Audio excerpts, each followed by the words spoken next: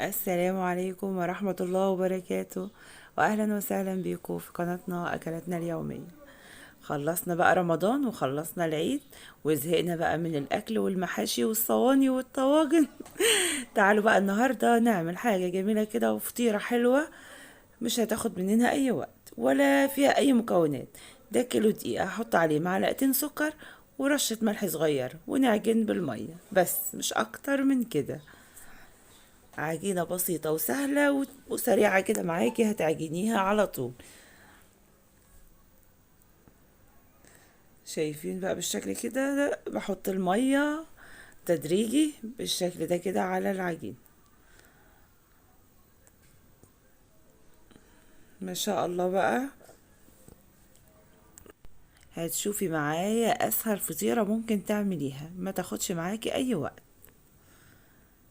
هي العجينة مش بتتخمر كمان، يعني احنا مش حاطين فيها خميرة. طبيعي ان الفطير ما بيتحطش فيه خميرة. بالشكل ده كده بنعجنها، بس لازم العجينة بتاعتنا تتعجن كويس جدا. لازم تبقى عجينة فيها عرق، وعشان نعرف نشد كده الفطيرة مع بعض وتفرد معانا وتبقى جميلة. فلازم ان احنا بنعجنها حوالي 10 دقايق ربع ساعة كده على قد ما تقدري تعجنيها. بس احنا كده كنا بنلمها، لميتها بقى كده خلاص. وغسلت ايدي كده عشان اي تلزيقات كده ما تلزقش في ايدي تاني. وسبتها برضو ارتاحت دقيقة كده، ورجعت لها تاني اعجن فيها بالشكل ده كده. الطريقة دي بتربي لها عرق وتبقى معاكي جميلة وتمط معاكي وتبقى حلوة.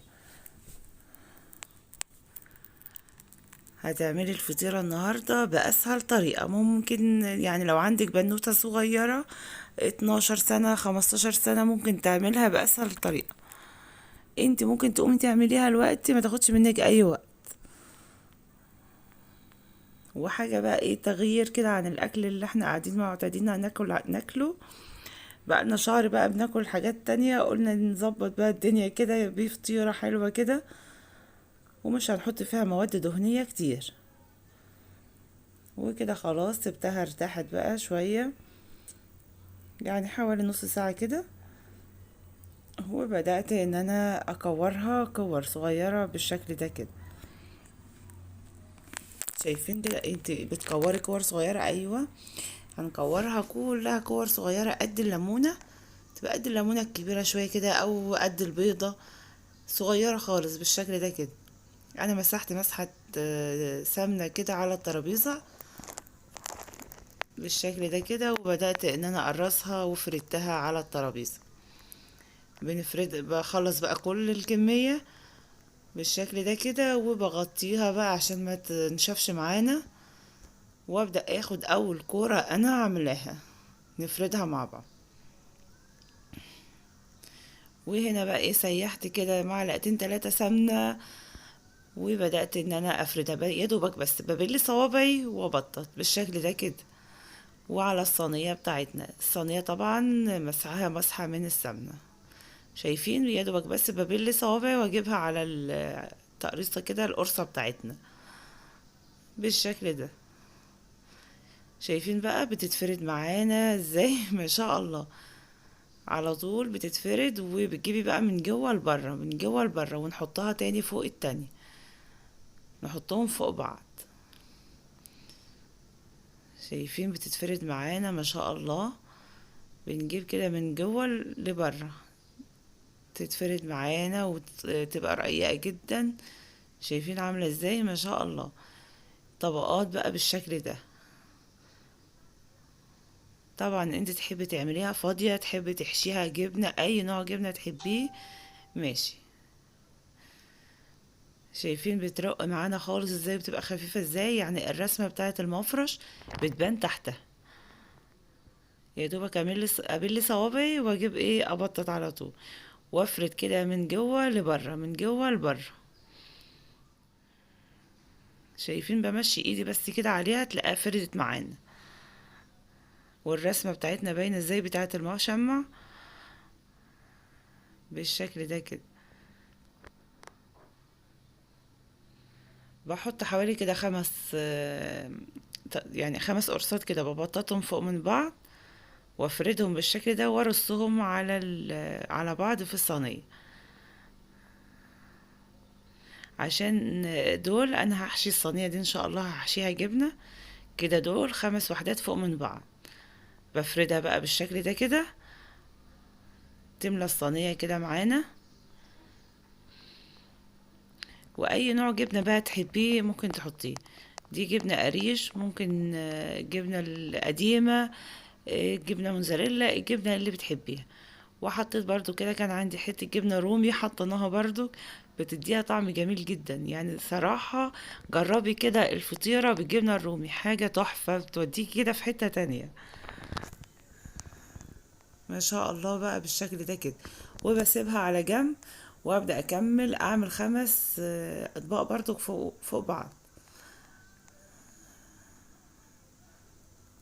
بالشكل ده كده. وطبعا مش مزودة خالص كمية الدهون، ولا غرقانة سمنة ولا الحاجات دي، عشان ما تتعبناش وتبقى تقيلة على المعدة، ونحس كده بالسمنة كده طفحة كده. لا لا لا خالص، خفيفة جدا ما فيهاش اي تعب. شايفين بقى؟ حطيتها بقى في جنب، مش ان انا احطهم على الجبنة. لا، انا بعملهم ال5 مع بعض كده، وبعدين هنقلهم كلهم مرة واحدة على الفطيرة بتاعتنا بالشكل ده كده. انا ما حبيتش ان انا اقطع حاجة، بس انا جريه الصورة بس، يا رب يكون واضح، بس عشان تشوفوا انا عملت ايه بالظبط. انا عملت ال5 اطباق من القرص دي فوق من بعض في الصينية، وفردت عليها الجبنة. بعدين بعمل 5 اطباق تانيين من القرص بتاعتنا دي، القرصة الحلوة دي. بجيب الطبقة الأخيرة تبقى كبيرة شوية عشان تقفل على الفطيرة بتاعتنا.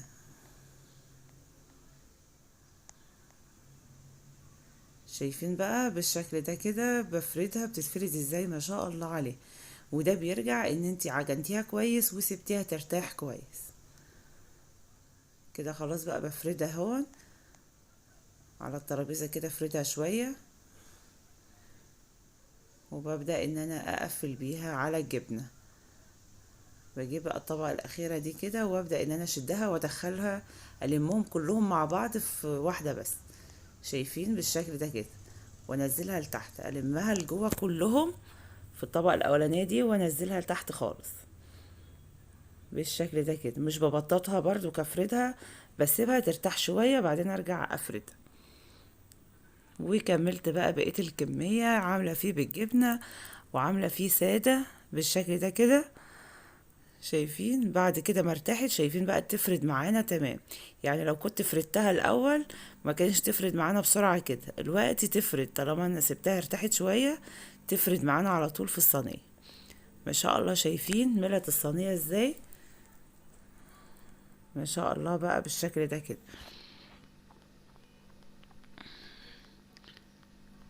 ودي فطيرة تانية، دي سادة ما فيهاش اي حاجة، انا عاملاها كده ما فيهاش اي حاجة خالص، ما فيهاش حشوة. ودي برضو معمولة بالجبنة دي، ودي سادة.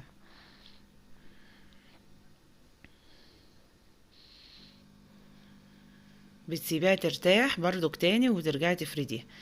دي هنا دي فطيرة بقى كده، حطيتها في الطاسة، كانت صغيرة كده، قلت هسويها على النار. شوفوها بقى ايه معايا، طالعة جميلة جدا ما شاء الله.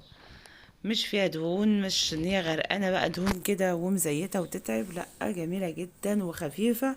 تحس ان انتي بتاكلي رقاق جلاش، حاجه كده جميله يعني من شكلها ومن طبقاتها. مش حدش هيعرف ان انتي اللي عاجنه العجينه دي وعاملاها، هيقولوا لا ده جلاش وانتي عاملاه طبقات كده وسوتيها، مش هيقولوا ان انتي اللي عاجنه العجينه دي كده. شايفين بقى الطبقات بتاعتها باينه ازاي؟ ما شاء الله عليها.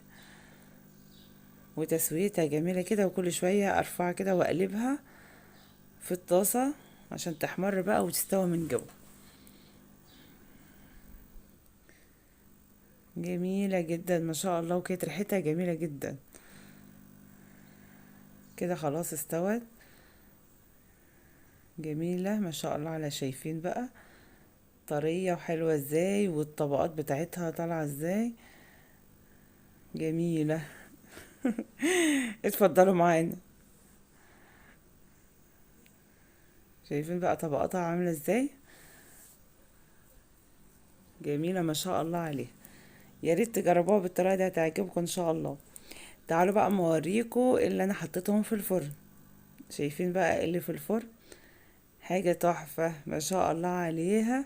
لقيت النور كده عشان تشوفوه كويس. النار تبقى عالية كده، وبشغل يعني بتقعد حوالي 7 8 دقايق كده في الفرن. باجي بقى ايه في الدقيقتين الاخيرة كده اولع عليها الشواية. تطلع بقى بالجمال ده. شايفين ما شاء الله عليها؟ شايفين لونها حلو ازاي؟ جميلة ما شاء الله. وهنا بقى ايه عسل وطحينة وجبنة أكلة جميلة وخفيفة وسريعة. تعالوا بقى شوفوها معايا. هي سخنة لسه طالعة من الفرن، يعني دي بردت شوية.